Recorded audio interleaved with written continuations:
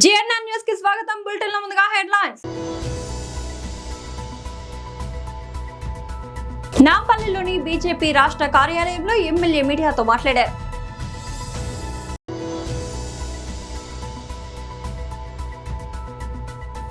రాష్ట్ర అధికార ప్రతినిధి శ్రీ వంగవీటి నరేంద్ర ప్రెస్ మీట్. పర్యాటక రంగంలో పెట్టుబడుల వెల్లువ. AP TDC chairman Nukasani Balaji media సమావేశం. విజయవాడలో సిఐ నాగరాజును అదుపులోకి తీసుకున్న సిట్ అధికారులు. నాంపల్లిలోని బీజేపీ రాష్ట్ర కార్యాలయంలో ఎమ్మెల్యే మీడియాతో మాట్లాడారు.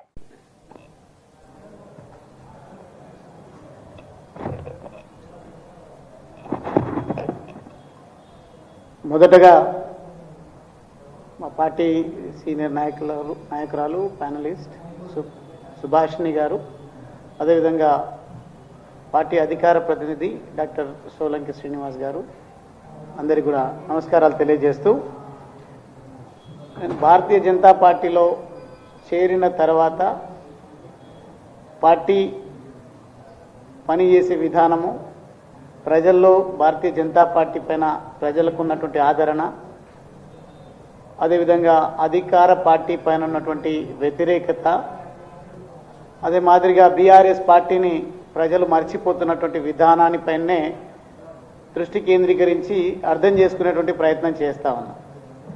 కానీ బీఆర్ఎస్ పార్టీకి సంబంధించినటువంటి మాజీ మంత్రులు, గతంలో కేటీఆర్ గారు, అదే మాదిరిగా నిన్న హరీష్ రావు గారు నియోజకవర్గానికి రావడం జరిగింది అచ్చంపేటకు.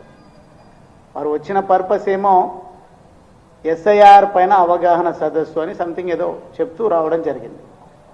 కానీ వారు పూర్తిగా మేమున్నాము, మమ్మల్ని గుర్తుపెట్టుకోండి, మళ్ళీ కేసీఆర్ గారిని ముఖ్యమంత్రి చేయండి, మళ్ళీ మేమే రాజ్యం వెళ్తాం, ఈ ప్రజాస్వామ్యాన్ని ఖూనీ చేస్తాం అనే విధంగా మాట్లాడుతూ నా గురించి మాట్లాడే సమయంలో గతంలో కేటీఆర్ గారు కూడా, వారికి తెలుసు గువ్వల బాలరాజును ఏం మాట్లాడినా ఉద్యమకారులు సహించరు, అదే మాదిరిగా గువ్వల బాలరాజు కూడా ఏం మాట్లాడినా వదిలిపెట్టడం, మమ్మల్ని కడిగి పారేస్తారనే భయం వల్ల కేటీఆర్ గారు వచ్చినప్పుడు మాట్లాడడం తక్కువనే మాట్లాడింది అనిపించింది. కానీ అర్థం చేసుకున్నటువంటి యువత, తెలంగాణ ఉద్యమకారులు, అచ్చంపేట ప్రజలు నన్ను 2 సార్లు ఆదరించి ఆశీర్వదించి ఎమ్మెల్యే చేసినటువంటి అచ్చంపేట నా సోదరిమణులు, అదేవిధంగా వివిధ వర్గాలకు సంబంధించినటువంటి అచ్చంపేట ప్రజానీకం, వారు ఎందుకు వచ్చిండ్రు, ఏం మాట్లాడుతున్నారు అనే విషయాలపైన చర్చ పెడుతూ, నాకు కూడా ఎవరొచ్చి నా గురించి ఏం మాట్లాడినా ఇప్పుడున్నటువంటి అణిచివేత, గతంలో ఏదైతే పద్ధతిని బీఆర్ఎస్ ప్రభుత్వము బీఆర్ఎస్ పార్టీ అవలంబించిందో అదే పద్ధతిని ప్రస్తుతం ఉన్నటువంటి ప్రభుత్వం కూడా అవలంబిస్తూ అణిచివేత ధోరణి, లేదంటే కుట్రలు కుతంత్రాలు, కేసులు, భయభ్రాంతులకు గురి చేయడం అనేది ఒక ఆనవాయితీగా పెట్టుకుని వస్తా ఉన్నారు. రాష్ట్ర అధికార ప్రతినిధి శ్రీ వంగవీటి నరేంద్ర ప్రెస్ మీట్. తీసుకొచ్చినటువంటి ఆ టాస్క్ ఫోర్స్ అధికారులు ఎందుకు లేరు దీనిలో? మొదటి నుంచి కూడా మేము చెప్తున్నాం కదా, ఇది మా దృష్టికి దాదాపు 30 రోజులు దాటిన తర్వాత వచ్చింది. అంత దూరంగా అంత టైం పట్టింది అంటే దీనిలో ఒక క్రిమినల్ని పట్టుకునేటువంటి పోలీస్ అధికారి ఇంకా ఎంత చాకచక్యంగా ఉంటాడు? ఇవాళ అతన్ని తప్పించుకోవడానికి ఇవన్నీ ఆధారాల్ని అతను తప్పనిసరిగా కనిపించకుండా చేయడానికి తీసుకోవాల్సినటువంటి జాగ్రత్తలన్నీ తీసుకున్న తర్వాత, ఎందుకంటే ఇది జరిగిన తర్వాత బేరసారాలు కూడా జరిగినాయి అంటే ఆధారాలని కూడా తప్పనిసరిగా తీసేయడానికి వాళ్ళు పగడ్బందీగా ప్లాన్ చేసుకున్నారనే కదా మేము చాలా స్పష్టంగా మొదటి రోజు నుంచి కూడా టీవీ ఫుటేజ్ అనేవి కూడా దీన్ని తప్పనిసరిగా వీటిని భద్రపరచాలి అని చెప్పని అన్నాం. ఇవాల్టి వరకు సిపి గారు కానీ డీజీపీ గారు కానీ ఎవ్వరూ కూడా దీని మీద సరైనటువంటి శ్రద్ధ పెట్టలేదు. అంటే దీనికి సిపి గారు కూడా బాధ్యత వహించాల్సిందే. డీజీపీ గారితో సహా ఎవరెవరైతే అధికారులు ఉన్నారో టాస్క్ ఫోర్స్ అధికారులు వీళ్ళందరూ కూడా సిట్ వీళ్ళందరినీ కూడా తప్పనిసరిగా వాళ్ళ యొక్క ఇన్వెస్టిగేషన్లో వాళ్ళని ఇన్వాల్వ్ చేయాలని చెప్పని మేము చాలా స్పష్టంగా కోరుతున్నాం. ఎందుకంటే ఇక్కడ లోకల్ పోలీస్ ద్వారానే మీరు సిట్ వేసి మీరు చేసేది తప్పనిసరిగా న్యాయం జరగదని మేము గమనించాం. కాబట్టే మొదటి రోజు నుంచి కూడా మేము సిబిఐకి అప్పచెప్పాల్సినటువంటి కేసు ఇది అని చాలా స్పష్టంగా ఎందుకు తెలియజేస్తున్నామంటే ఇలాంటివన్నీ జరుగుతున్నాయి అని చెప్పని. కనీసం మీకు కెమెరాలకు సంబంధించినటువంటి ఎక్కడా బ్యాకప్ లేదా?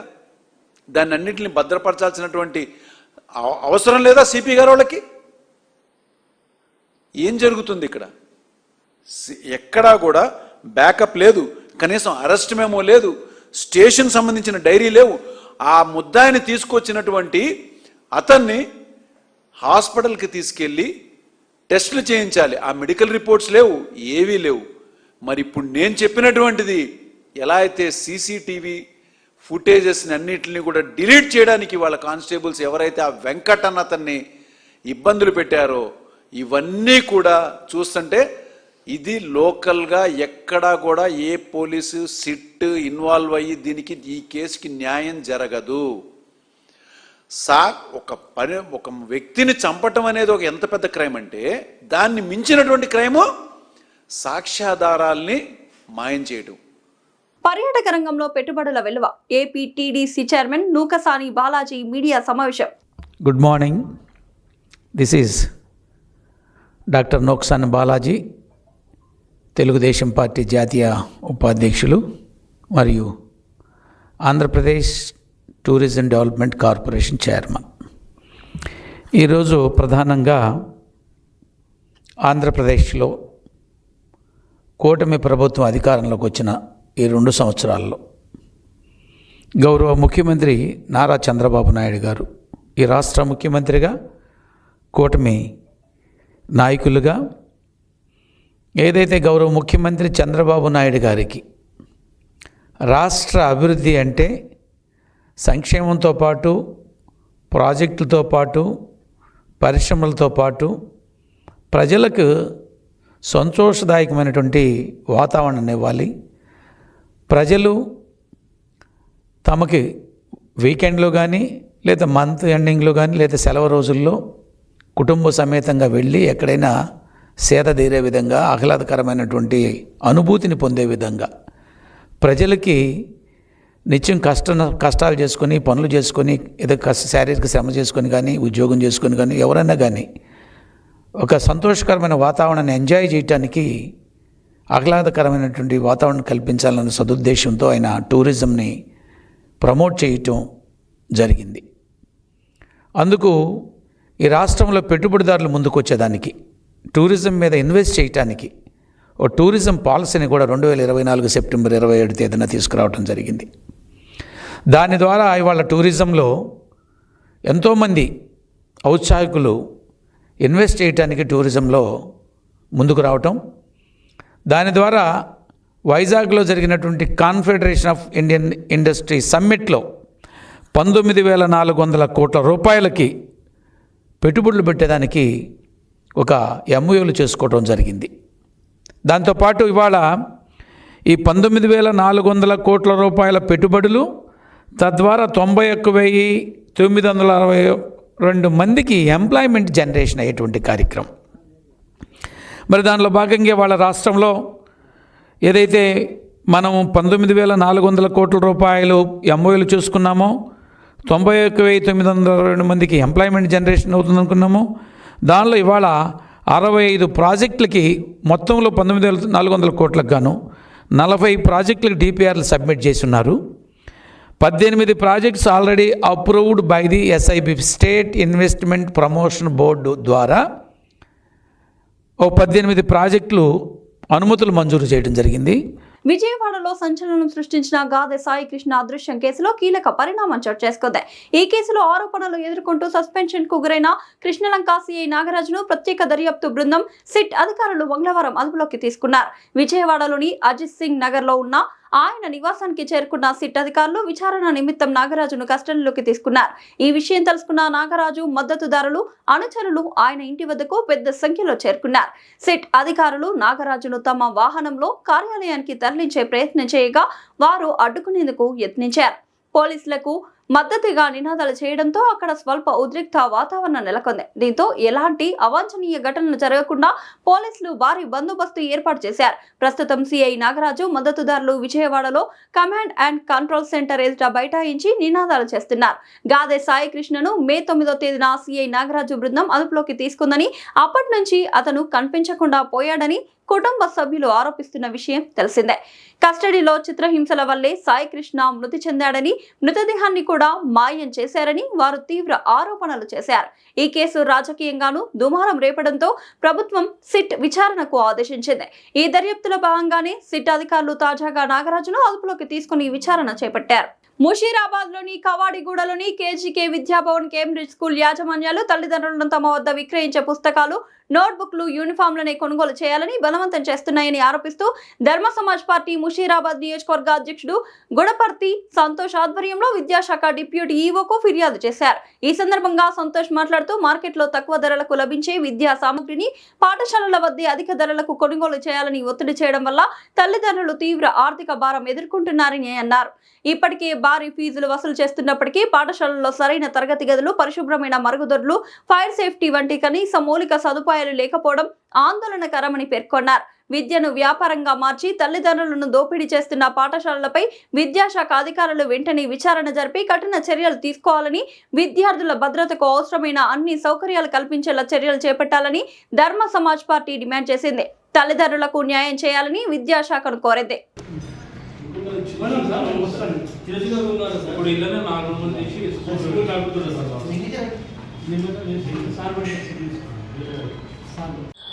ఈరోజు మన ముషీరాబాద్ మండల ఎంఈఓ గారిని కలవడం జరిగింది. మేము గత కొన్ని రోజులుగా ముషీరాబాద్ మండల పరిధిలో ఉన్న ప్రైవేట్ స్కూళ్ళలో వెళ్ళి మేము తనిఖీలు చేయడం జరిగింది. అందులో భాగంగా ప్రైవేట్ స్కూళ్ళలో బుక్స్ అమ్ముతూ, యూనిఫామ్స్ అమ్ముతూ, ఇంకా అధిక ఫీజులు ఎక్కువ తీసుకుని చెప్పి మాకు కంప్లైంట్ రావడం వద్ద మేము వెళ్ళి తనిఖీ చేసినాము. అందులో కొన్ని స్కూళ్ళు దొరికినాయి, రెడ్ హ్యాండ్గా పట్టుకున్నాము. ఏవైతే స్కూల్ దొరికినాయో ఆ స్కూళ్ళని మేము తీసుకొచ్చి ఈరోజు రాతపూర్వకంగా మన ఎంఈఓకి కంప్లైంట్ చేసినాము. కంప్లైంట్ చేసి వాళ్ళ మీద చర్య తీసుకోవాలి. ఇంకా ఏదైతే కొన్ని స్కూళ్ళు రూల్స్కి అగెనిస్ట్గా నడుస్తున్నాయో, ఫైర్ రిజిస్ట్రేషన్ కానీ ఇంకొకటి రూల్స్ మొత్తం అగెనిస్ట్గా ఉన్నాయి, అవి విజిట్ చేయాలని కూడా మేము కోరుకున్నాము. అందులో భాగంగా ఇదేంటంటే ఇంత ప్రైవేట్ స్కూల్ ఇంత దోపిడీ జరుగుతున్న ముషీరాబాద్ మండలంలో దాదాపు 200 నుంచి 300 ప్రైవేట్ స్కూల్ ఉన్నాయి. ప్రతి ఒక్క స్కూల్లో ఇంత దోపిడీ జరుగుతున్న ప్రభుత్వం కఠినంగా చర్యలు తీసుకుంటలేదు.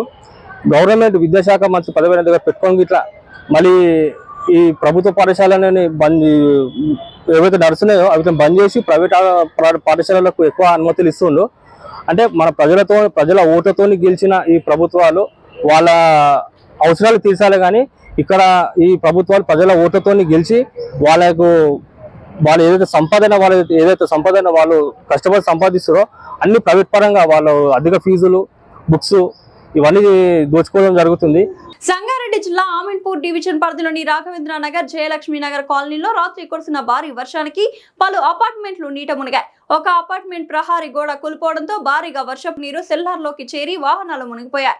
సెల్లార్లో చిక్కుకున్న సుమారు 12 కార్లు, 30 బైక్లను జేసీబీ సహాయంతో బయటకు తీస్తున్నారు. ఘటనతో అపార్ట్మెంట్ వాసులు తీవ్ర ఇబ్బందులు ఎదుర్కొంటున్నారు.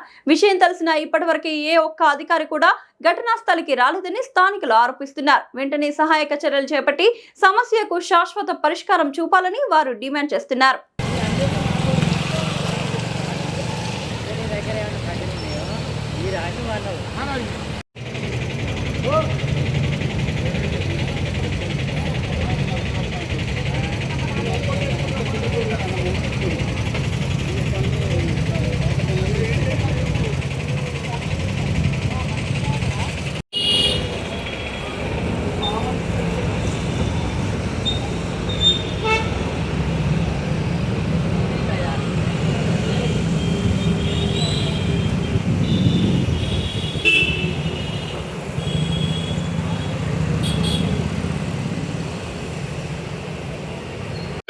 ఎస్ మర్సల్ అంటారు నా పేరు. Raghavendra colony, Navya pride. నా హైడ్రాకి 3-4 సార్లు ఫోన్ చేసాం. సెల్లార్లు ఓకే, సెల్లార్లు నొప్పుకున్నా. సెల్లార్లు ఎప్పుడో పర్మిషన్ ఇచ్చిండు, అది ఎప్పుడో జమ ఉంది. ఇప్పుడు కొత్తగా అయితే లేదు కదా, ఇప్పుడు దాన్ని సరే బాబు సెల్లార్ వచ్చి సమంగా చూసిపోవాలి కదా. దానికి వాళ్ళకి ఫోన్ చేయండి, వీళ్ళకి ఫోన్ చేయండి. హైదరాబాద్ దేనికి కొంచెం రేపు పొద్దున్న హైదరాబాద్ మాకు తెలియదు. టోల్ ఫ్రీకి ఫోన్ చేయండి, వాళ్ళకి ఫోన్ చేయండి. రేపు పొద్దున్న పెద్ద మనుషులు వచ్చి అది కావాలి ఇది కావాలంటే మేము ఎట్లా సంబంధం చేయాలి చెప్పండి సార్. అది మాకు అది హైడ్రా చేస్తుందా చేయదా మాకు ఏదో సంబంధం వచ్చి ఇక్కడ అపార్ట్మెంట్ దగ్గరికి వచ్చి మాకు క్లియరెన్స్ ఇవ్వాలి.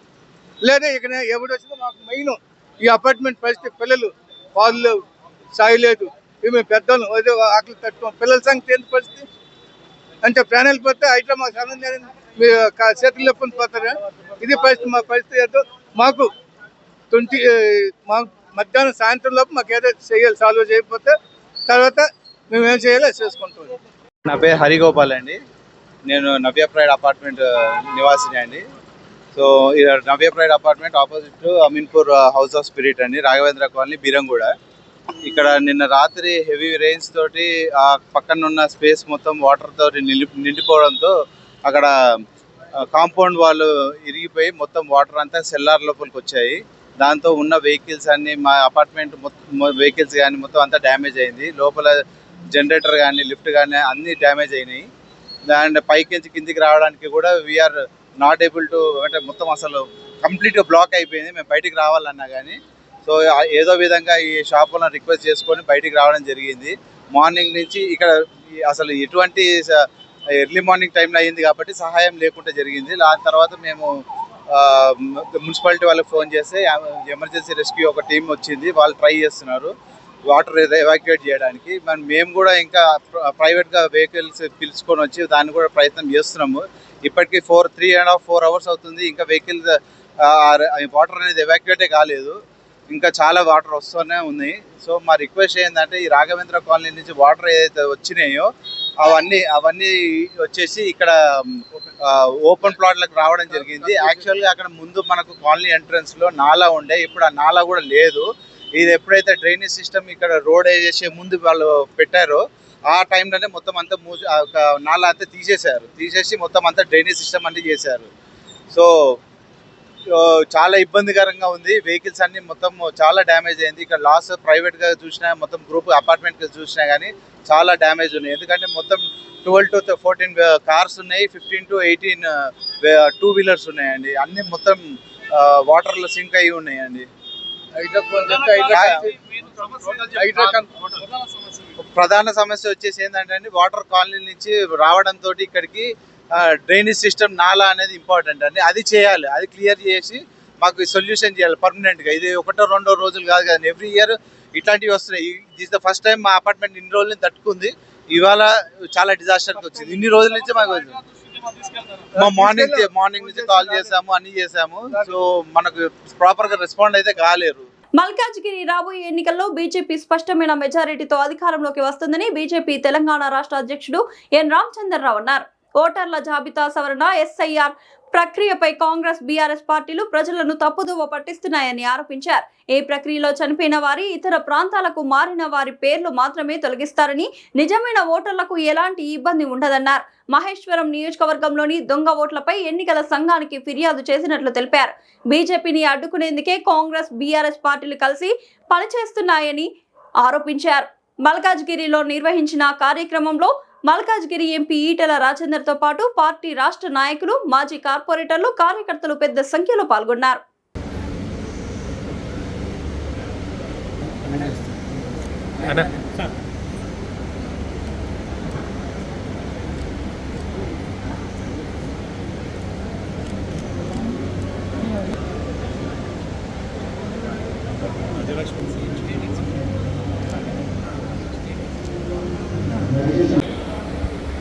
మహిళల గురించి ఆ వయసులో మహిళలు తండ్రి, తల్లి, తాత ఆ డీటెయిల్స్ ముందుగానే తెలుసుకొని మన జిల్లాలో ఉండొచ్చు, వేరే సిటీలోనే వేరే భాగంలో కూడా పెళ్లి చేసుకుంటున్నటువంటి వారు ఉంటారు. అటువంటి వాళ్ళంతా ఇన్ఫర్మేషన్ అంతా కూడా రెడీగా పెట్టుకోండి అని చెప్పి బీహార్ ఎక్కడెక్కడి నుంచి వచ్చినటువంటి వాళ్ళు ఉన్నారు. ఇక్కడ స్థిరపడి ఉన్నారు. ఇక్కడ ఇక్కడ చేసుకుంటారు, ఒరిస్సా వాళ్ళు ఉంటున్నారు, వారంతా కూడా ఇక్కడ కూడా వారిని కోరుకోవాల్సినటువంటి అవసరం.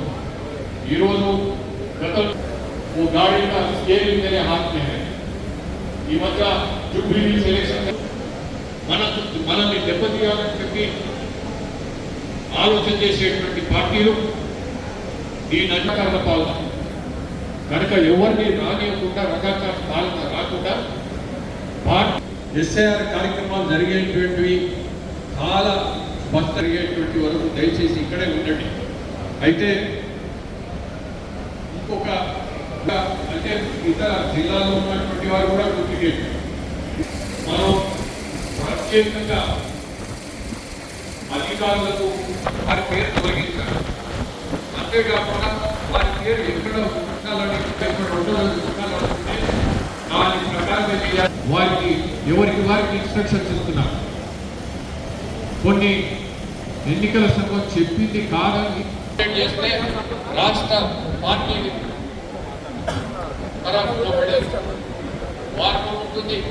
మీకు అండదండలు ఎప్పటికీ బిఎల్ఓకి కాంగ్రెస్ పార్టీ వారు మధ్యాహ్నం భోజనానికి తెలిసి వాళ్ళని కూర్చోబెట్టుకుని మేనేజ్ చేసుకునే ప్రయత్నం చేస్తున్నాం. దానిపైన మేము జరిగింది.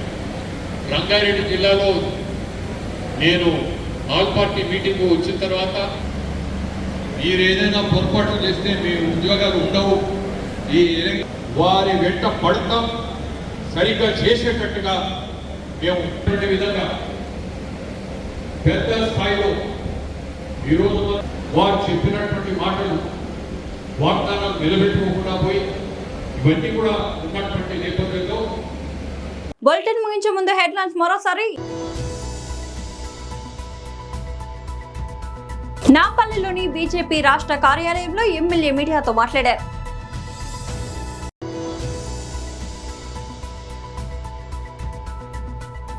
రాష్ట్ర అధికార ప్రతినిధి శ్రీ వంగవీటి నరేంద్ర ప్రెస్ మీట్. పర్యాటక రంగంలో పెట్టుబడుల వెల్లువ AP TDC chairman Nukasani Balaji media సమావేశం. విజయవాడలో సిఐ నాగరాజును అదుపులోకి తీసుకున్న సిట్ అధికారులు. ఇది ఇవాల్టి బులెటిన్ అప్డేట్. మరొక బులెటిన్ మళ్ళీ కలుద్దాం. అంతవరకు సెలవు.